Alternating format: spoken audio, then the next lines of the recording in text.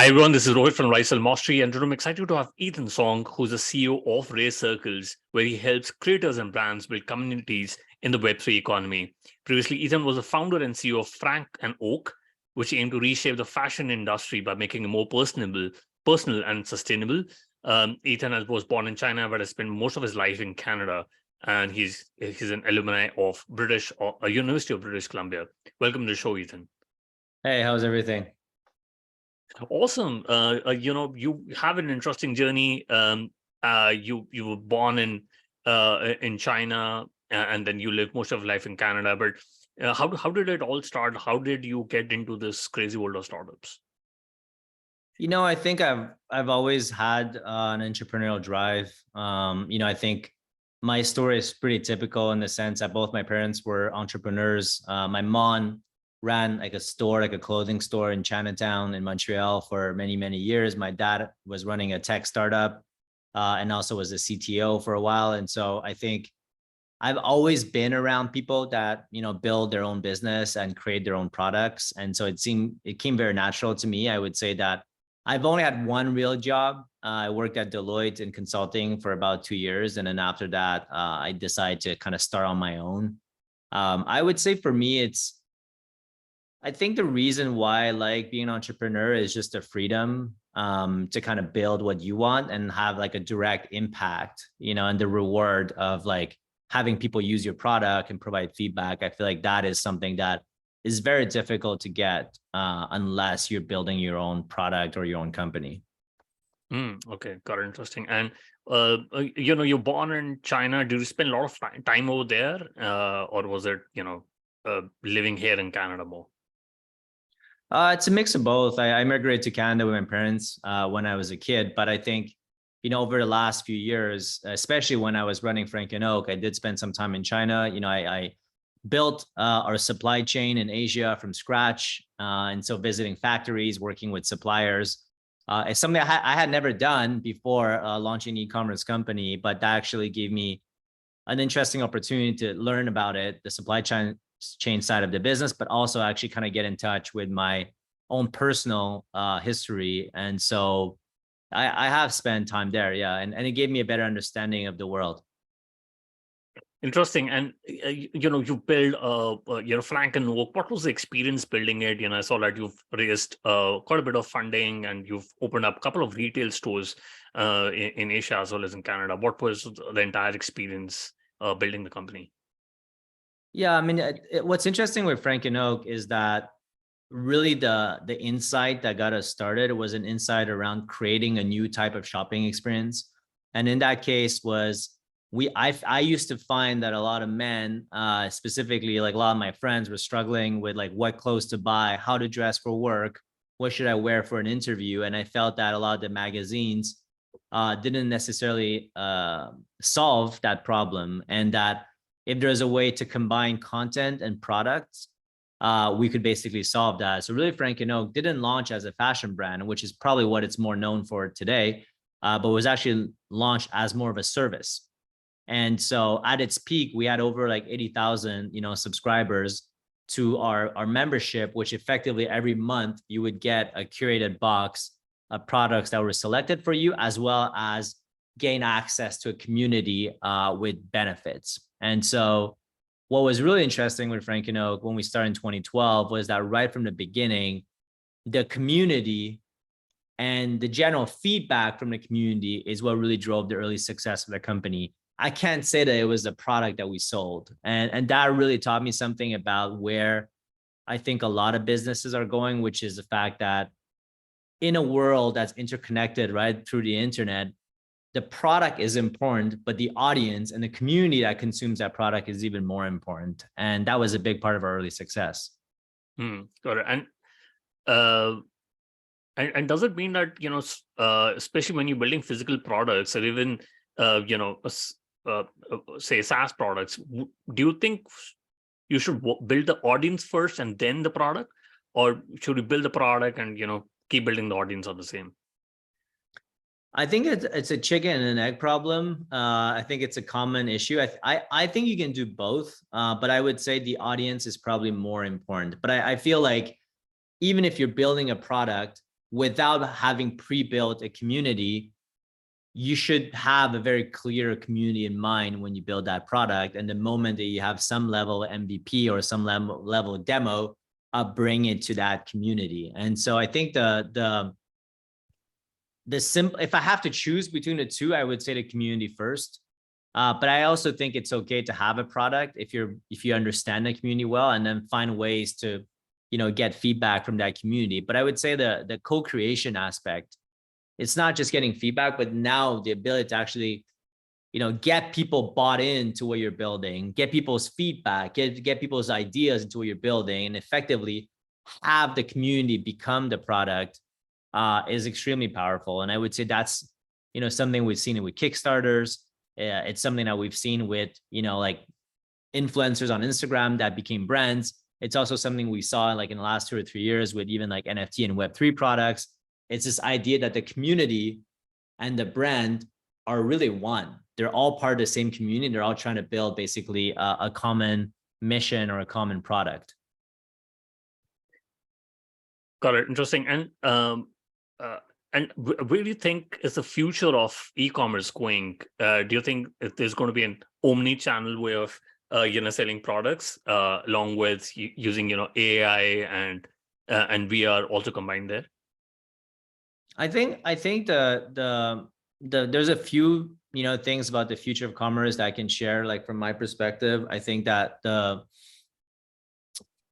think I really believe in niche brands and niche communities. I feel that you as a person might feel a stronger association with someone across the world because of what you're into, right? Obviously, we've seen that with like Reddits and like Facebook groups and things like that. And so geography doesn't define what you're into anymore. And so based on that, I think that rather than having like billion-dollar brands, we're going to see more and more like micro brands that cater to very specific industries that that are run by like 1 to like 10 people. So I think that's a big trend to me, and like I feel like all the tools that are being built are making that more and more possible and are making that more and more affordable. So that's one aspect. The second aspect is that because of that, I think e-commerce or just commerce in general will only get more competitive going forward, not less competitive. There will only be more brands, more options, things are getting commoditized faster. And that's why, going back to what I said earlier, having a strong community is one of the things that is highly defensible.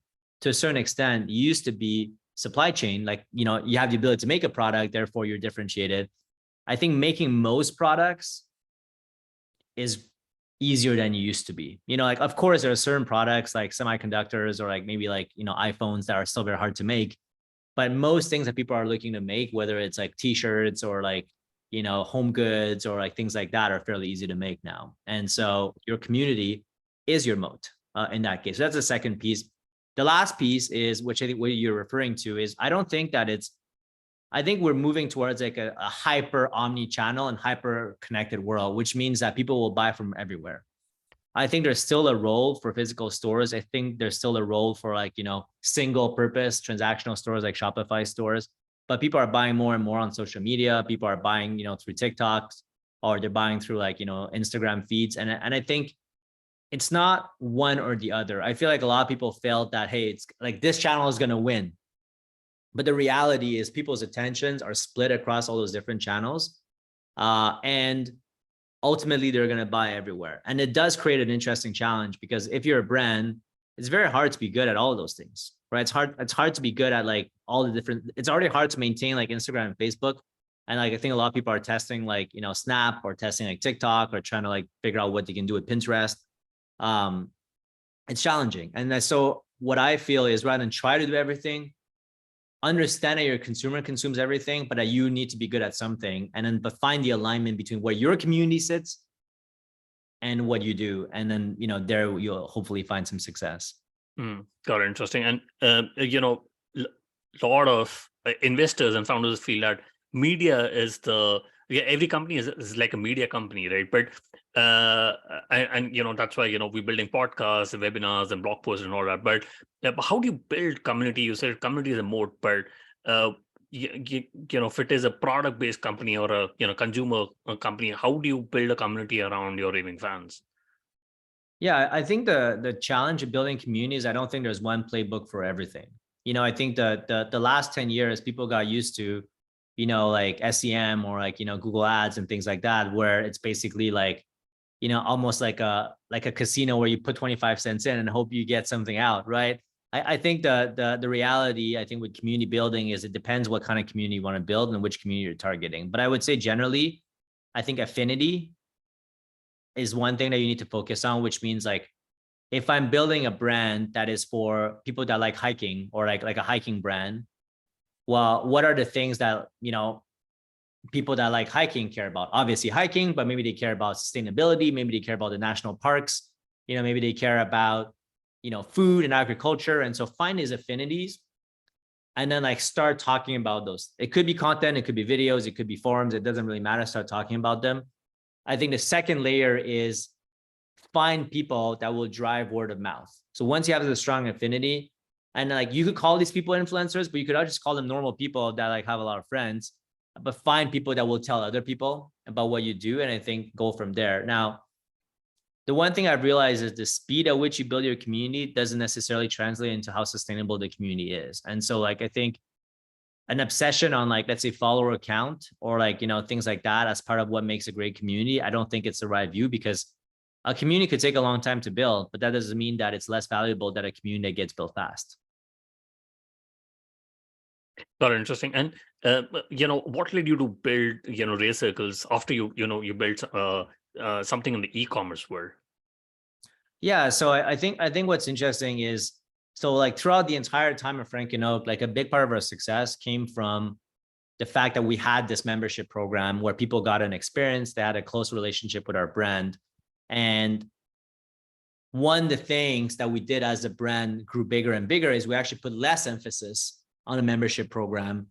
And that was actually one of the mistakes that I felt in hindsight I made as a CEO of that company, because I realized that, that millionth customer that is not part of the membership program does not feel the same kind of connection to our company's values and mission and our activities and our experiences. And so what I'm kind of trying to do with RareCircles is effectively taking all the things I've learned about building a loyal and engaged community and turning that into basically a product that other brands can use.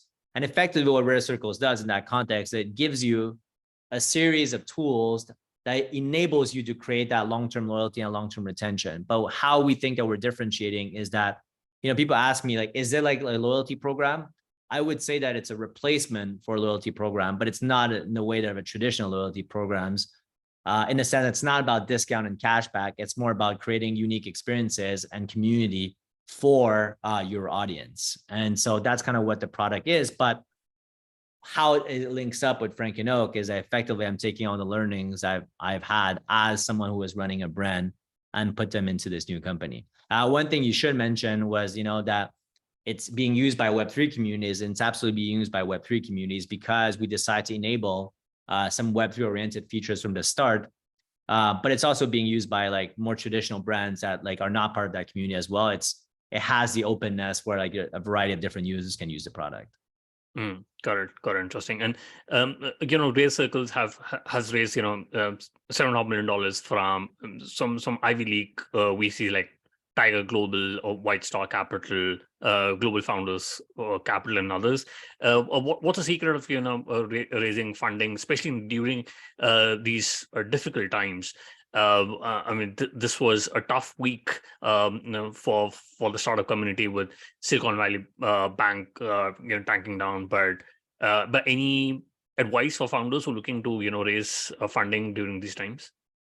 Yeah, look, I think, when we raised our seed round, like I would say it was a combination. Obviously, the market was in a better shape. Obviously being a repeat founder, had a good track record and also experience with working with VCs. And like we built a really strong product and team from the start. So all that really contributed to our fundraising success. There's absolutely no doubt that it's a lot more difficult and it's going to be more difficult going forward. I would say the first advice is try not to spend money as much as possible, and like either lower your burn or as you make your plan, right? Even post fundraising, just make sure that like you like are very conservative in spending, maybe cut back on hiring, cut back on marketing spend. Because I think that obviously there's a debate whether we're seeing a dip or is this kind of like a new normal. And I think that the reality is that the market always, to a certain extent, comes back, but you don't know what the timing of that is. And you don't know what the slope of that comeback is. So I expect things to be uncertain for a while. Like I'm not going to make a prediction on any of that, but I just expect things to last a while. And so I think most companies should be conservative on cash, should be conservative on expenses. And if you're going to go out and raise capital, I would say you have to have solid proof points of why you deserve to get capital today. Because, if let's say, 30% of companies got funded, 2 years ago, now probably we're looking at like less than like 5% get funded. And a lot of VCs are focused on supporting our current portfolio companies. Obviously you saw what happened with SVB, and a lot of VCs are putting money aside in case there's more drama coming along, and we just don't know, right? It's like the thing is, when you don't know, you don't know. So you have to be conservative. So I think new capital is very hard to get. But I'm an angel investor myself, and I would say that like good companies and good founders will always get funded. But you have to be, even in that case, you have to be more conservative, meaning like assume you're going to raise less, assume you're going to spend less, and assume your runway needs to be more. Got it, interesting. And I want to talk about NFTs. NFTs were really the hot topic. I would say around six months back. But where do you think the adoption of NFTs would happen in the next coming years, and where do you see the use and impact of NFTs in next couple of years? Yeah, I think what we're going to see is, I think NFT came out as this sort of new thing, right, that everyone's talking about. And there's no doubt that, there was a bubble. I think crypto had a bubble as well. And obviously a lot of it was created also by COVID, people being at home. And so there's a combination of factors that made the NFTs were huge, like in 2021. Do I think that it's going to come back as big? Absolutely. Do I think it's going to come back the same way? No. I think that what we're going to see is NFTs are actually not a thing you buy. NFTs are a technology. So I think that what we're going to see is that the technology itself is going to get integrated more and more into products. And so that like, you're not going to be like, oh, I'm using a Web3 product, I'm using Web2 products, but rather they're going to be merged into one. Just like when you think about AI, you're not just like, I'm not doing AI right now, right? I'm trying to do my accounting. I'm trying to do like customer service, but there's AI that's helping me doing faster. So I think that's what's going to happen. I think that NFTs and tokens can have a huge impact in areas of, customer incentivization, loyalty, gamification. I think those are areas I think there's huge opportunities. That's why a lot of people are talking about like, Web3 based gaming. But I think it's going to take some time. Like I do think that unfortunately, because of some bad actors and because of what we've seen in the market, there's also reputational damage to the space, and there's no doubt about that. So I think we got to be realistic. But that said, what I found that I think is really interesting, which is our philosophy, is that what like the NFT and Web3 movement have brought are things that can sometimes also be done in the Web2 space. The idea of like, I want to have a strong voice in this community.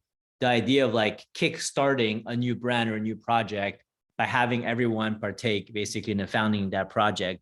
Those are all things that like, I think the tokens help to start, but the reality is they can also start without the tokens. And so our philosophy at RareCircles is there is a cultural movement and there's a technology movement. And like, let's not let the technology be a limitation to what's happening on the cultural side of things. And so that's why we serve both Web2 and Web3 communities, and we have products for both sides. Very interesting. And how can brands leverage Web3 to engage the customers and build communities around it? I think part of like what Web3 can do for brands, like I think there's a few ways. I think what we've seen, in the past like 2 or 3 years was like brands launching kind of like digital avatars or like PFP kind of like, like 3D assets like projects. And I think that's actually the wrong way of doing it. I feel like, using NFTs more as rewards, meaning like, hey, you're a great customer of ours, and so I'm going to reward you with some digital goods or tokens, makes more sense. And so thinking of it less as something you monetize, but more as something that you can reward your current customers, I think has a bigger impact. And it's definitely in and one of the trend that we're observing in the market now. Got it. And how do you approach, especially when it comes to Web3, how do you approach content moderation and community management when you're building communities, and how do you balance the need for free expression with the need for a safe and respectful environment, especially with what has happened with Twitter and still happening with Twitter? I don't know how long Twitter is going to be there. Yeah, look, it's a very, very good question, especially as it relates to anything that touches on crypto, because, the basic philosophy, of the space is this idea of decentralization. It means like there shouldn't be a central force controlling it. And so I think there's a lot of like counter ideas, I think that play in that space. Look, I would generally say that I don't think it's not something that we should like. So one thing that's interesting in the type of products we create is that they're managed by the brand or like the community managers. And so like for us, like those decisions are not decisions that we should be making. I think the individual community should decide for themselves what is acceptable, what is not acceptable. Of course, as long as legal, right? Like I think there is a line that is drawn clearly as to like what is not legal. In that case, obviously, I think that there's a line that you have to take. But I think related to like political, things like that are perfectly legal, but you may not like to be said. I think it's really based on the communities themselves to decide what they will allow and what they will not allow. And I think the beauty within those communities is that if the community managers are voted in, or there's some kind of like, governance related to the community management of those communities, then I do think that a community has a strong enough of a voice. Got it. And where do you see, the social networking and online communities? What do you think, are they going to evolve in the next, a couple of years? And where do you see RareCircle being positioned to stay ahead of those changes? Well, I mean, I think like we're not building a social network per se. We're building more of a experiential loyalty platform. But I would say there's elements of social media in our product, and I think what you're gonna see is, you're already seeing it, which is that like social media does not have to live within a large platform. Like, to a certain extent, like Slack communities are social media too. I think we'll all agree on that, right? And so Discords are social media to a certain extent as well. And so I do think that what we're gonna see though is more decentralization, more ownership, meaning like, hey, I have my own community. I don't want to be dependent on like Facebook or Meta or like, one of the larger kind of big tech. I want to kind of make my own rules. So I think we're definitely going to see that, where like both brands, communities are going to create their own, forum or whatever media they choose to be. I think the other thing that, is a movement that we've seen more and more is the fact that I think social media is kind of embedded in the experience of everything we do. It's on mobile. It's across basically our entire experience. And so it's less of I have to log into Instagram, to experience what social media means. I would say it's the second thing that I see. And the third thing is I do think that there's going to be, the data aspect, the privacy aspect is a big topic. And I think that larger companies are going to be more limited in what they can do. And so like, I actually think that the advertising model is going to be highly challenged in going forward. And therefore that's actually good for individual brands and individual entrepreneurs, because then they have more control over how they want to build their audience. And like, it's not just their control, but it's also the control that they can give their own audience to dictate what data is being shared or not. But and I want to talk about metrics. How do you measure success for RareCircle, both in terms of user engagement and business metrics? Yeah, so I would say like the first metric is really around engagement metrics. Are people basically engaging with the different features and products? As an example, we have a polling, we have a proposal product, we have a content product. So are people reading? Are people participating? So that's the first metric. The second metric would be retention. Over how long a period of time do they engage? But the most important metric, which is really what we're aiming for, is is that cohort of people generating more business for you? Right? If you're an e-commerce brand, they buy more of your product. If you're a service provider or a SaaS company, are they using your product for longer? And so that is ultimately what loyalty means, right? Do they have higher lifetime value over time? So that is ultimately our North Star. But often you can't just optimize for higher lifetime value. You got to also build the brand love, right? You got to build a community association. And so engagement first, retention second, and higher lifetime value. Very interesting. And, you built teams in Frank and Oak as well as RareCircles. How do you define high performance in within your, the leadership and executive team? I mean, I think it depends on what size of business you are in. I think it always changes, but within a tech, and consumer space alike, I would say until you get to at least about 100 employees, I think the most high performing individuals are people that can both be managers and individual contributors at the same time. And I think that's a unique skill. And it's a skill that we definitely see in Silicon Valley, where like you'll have the strongest product designers, engineers, like literally put in 12 hours of coding and still find the time to kind of support and design and support their team. I think with all the cuts that we've seen right across the tech industry, I think we're going to see that back. And I think that's what Elon Musk is trying to do at Twitter, which is to get really strong individual contributors and almost remove those kind of like second, third like level of management, right? That basically are not doing that much. I think strong individual contributors, but I can also manage a team, I think is one area. The second piece for high performers is also the ability to shut down the noise. I found that like, everyone wants to work hard, everyone's willing to put in the hours, but the ones that are really able to focus and on like a single task and like really focus are actually able to generate results. And it's funny because I've seen the same kind of personality, whether in an engineer or whether in a salesperson. It's just that laser focus on getting something done that gets it done. I would say that it's the second piece. The last piece I think that matters a lot is I do think that as a company, if you can find people that are very much aligned with your company's unique mission, I think that like it helps, to get the best out of them and to get them, they may not even know they have that extra gear, but because of their kind of alignment with your mission, they may be able to tap into that gear. And I think that's the third piece I think is important.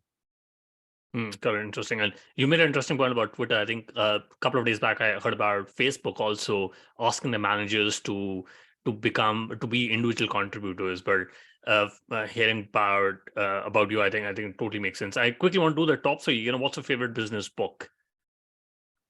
I mean, like there's just so many that it's hard to pick. But I would say like, so I'm a big fan of Warren Buffett. And so I would say like probably the Intelligent Investor, like obviously he didn't write that, but like that's the book that really inspired him and like how he invests. But I actually find a lot of the principles from the Intelligent Investor are apply themselves to life. And I'll just quote a few since we're talking about it. The fact that as an investor, you need to have patience and understand that like most of your life is basically doing nothing except a few home runs when the right time comes along.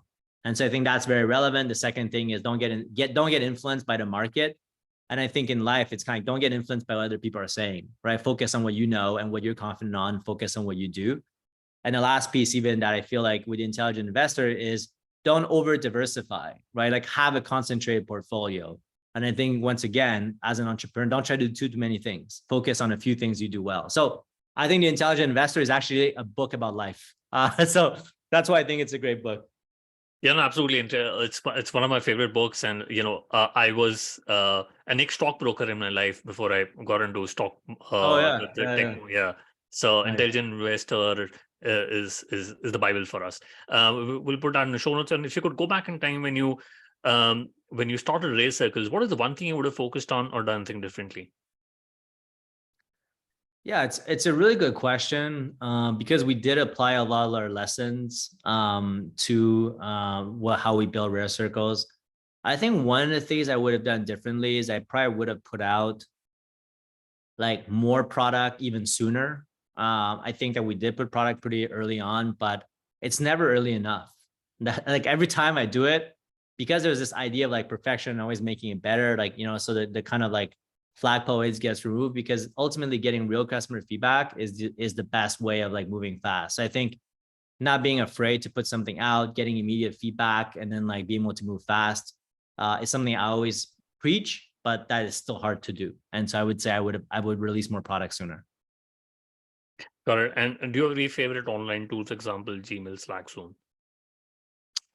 Yeah, I mean, I would say I mean, it's gonna kind of like maybe age me a little bit. I'm gonna throw like a funny one. Is I actually still use and love Evernote. Obviously, like, we use Notion and, things like that, or like Airtable, but I found that like, Evernote is a very sticky tool, and then basically everything related to productivity, it does it very well. Yeah, no, absolutely. Evernote is super fantastic. We'll put that in the show notes. Ethan, what is the best way people can reach out to you and know more about RareCircles? Yeah, sure. I mean, you can find me on Twitter at Mr. Ethan Song, RareCircles. It's just RareCircles at RareCircles. You can go on RareCircles.com also, and like, happy to give you a demo of what the product can do for you.